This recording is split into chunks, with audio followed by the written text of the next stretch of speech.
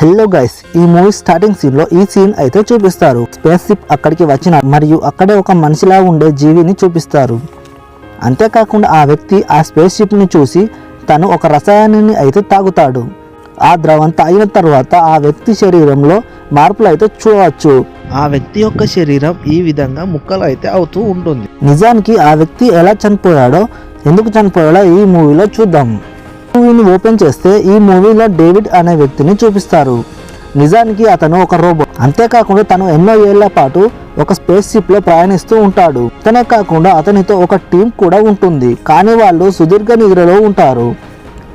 వాళ్ళందరూ మనిషి పుట్టుకకు కారణమైన ఉనికిని తెలుసుకోవడానికి వేరే ప్లానెట్ కి అయితే వెళ్తారు. చాలా సంవత్సరాల తర్వాత డేవిడ్ వాళ్ళు వెతికే గ్రహం వచ్చిందని తెలుసుకుంటాడు. ఆ తర్వాత వాళ్ళందరినీ నిద్ర నుండి లేపుతాడు. అంతేకాకుండా వాళ్ళందరూ ఒక దగ్గరికి అయితే మీట్ అయితే అవుతారు. వాళ్ళని పంపిన మెయిన్ హెడ్ పీటర్ వేవ్లాక్ అయితే అక్కడ స్క్రీన్ పైన కనబడి చెప్తాడు, మీరు గమ్యాన్ని చేరుకునే సమయానికి నేను ప్రాణాలతోనే ఉండను అని చెప్తాడు. అది 2091వ సంవత్సరం అని కూడా చెప్తాడు.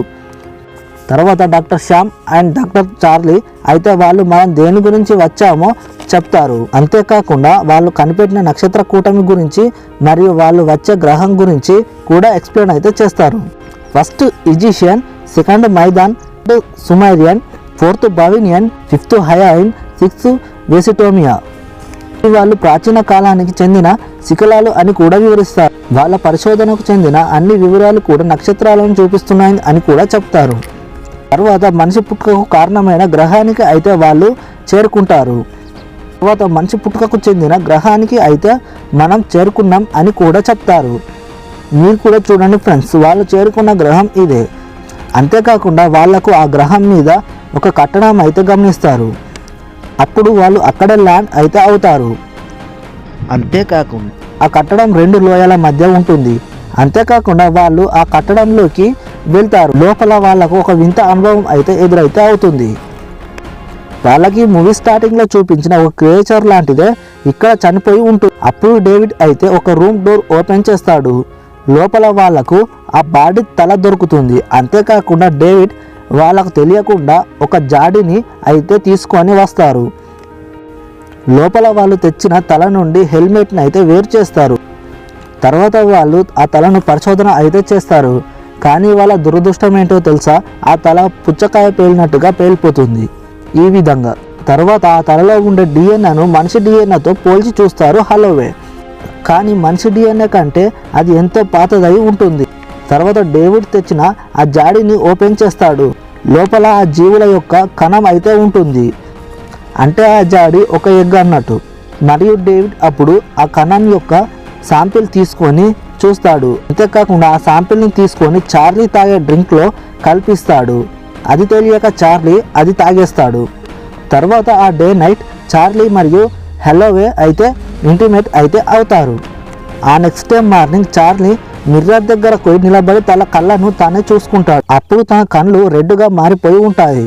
కానీ దానిని చార్లీ పట్టించుకోడు. చార్లీ మళ్ళా వాళ్ళ టీంతో పాటు లోపలికి అయితే వెళ్తారు. కానీ లోపల డేవిడ్ మాత్రం ఒంటరిగా అయితే రీఛార్జ్ అయితే చేస్తాడు. అక్కడ డేవిడ్ తీసుకొని పోయిన ఎగ్ లాంటివి అక్కడ వేల సంఖ్యలో ఉంటాయి. అప్పుడు మిగతా వాళ్ళు కూడా డేవిడ్ ఎక్కడ నుండి అయితే ఎగ్ తీసుకున్నాడో వాళ్ళు కూడా అక్కడికి వెళ్తారు. కానీ అక్కడ ఆ ఎగ్స్ అన్ని లీక్ అవుతూ ఉంటాయి. అంతేకాకుండా వాళ్ళ టీం మెంబర్స్లో 2 అక్కడ చనిపోయి ఉంటారు. తర్వాత చార్లీ ఆరోగ్యం విషమంగా మారుతుంటుంది. వాళ్ళు అక్కడ నుండి అయితే వెళ్తారు.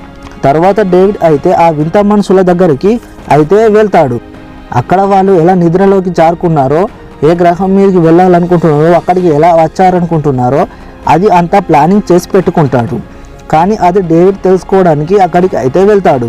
తర్వాత వాళ్ళు ఇంకా ఏ గ్రహం మీదకి వెళ్ళాలి అని అనుకుంటున్నారో ముందే ప్లానింగ్ చేసి పెట్టుకుంటారు. వాళ్ళు నెక్స్ట్ భూమి మీదకే వెళ్ళాలని ప్లాన్ చేసుకొని ఉంటారు ఇక్కడ చూపెట్టినట్టుగా.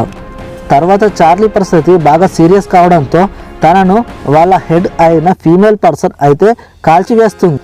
ఈ మూవీలో హైలైట్ సీన్ అంటే ఇదే. చార్లీ అయిన హలోవే ఇంటిమేట్ అయిన 10 గంటలకే హలోవే 3 months ప్రెగ్నెంట్ అయితే అవుతుంది. కానీ ఆ పిండం మనిషిది అయితే అస్సలు కాదు. అని డేవిడ్ అయితే చెప్తాడు హలోవే. హలోవే ఈ పిండం నాకు అద్దు అని పరిగెత్తుతూ వెళ్ళి బైపాస్ సర్జరీ చేసే మిషన్లోకి అయితే వెళ్తుంది డాక్టర్ శ్యామ్. ఏ తల్లి కూడా బిడ్డను కనని విధంగా డాక్టర్ శ్యామ్ అయితే తన కడుపులో నుండి చార్లీ పిండాన్ని బయటకు అయితే తీస్తుంది. కానీ ఆ పిండం మనిషి పిండం అయితే అస్సలు కాదు. అది చూడటానికి ఒక ఆక్టోబస్ లాగా ఉంటుంది. అప్పుడు డాక్టర్ శ్యామ్ అక్కడ నుండి అయితే వెళ్తుంది. తర్వాత చార్లీ ఒక మృగంలాగా మారిపోయి ఉంటాడు, అందరినీ చంపేస్తూ. కానీ మళ్ళీ తనను ఫైర్తో కాల్ చేస్తారు. తర్వాత డాక్టర్ శ్యామ్ అయితే రూమ్లోకి వెళ్తుంది. అక్కడ పీటర్ వేవ్లాండ్ ఇంకా బ్రతికే ఉంటాడు, చనిపోయినట్టు నటిస్తాడు. తర్వాత వాళ్ళు మళ్ళీ ఆ కట్టడం లోపలికి అయితే వెళ్తారు. అక్కడ డాక్టర్ శ్యామ్ ఇక్కడ ప్రమాదం అని చెప్తున్నాడు, చార్లీ చనిపోయాడు అని. దానికి డేవిడ్ ఏం కాదు అంటాడు. అప్పుడు డాక్టర్ శ్యామ్ చార్లీ చనిపోవడానికి కారణం నువ్వే కదా అని అంటుంది. అది డేవిడ్ అస్సలు పట్టించుకోడు.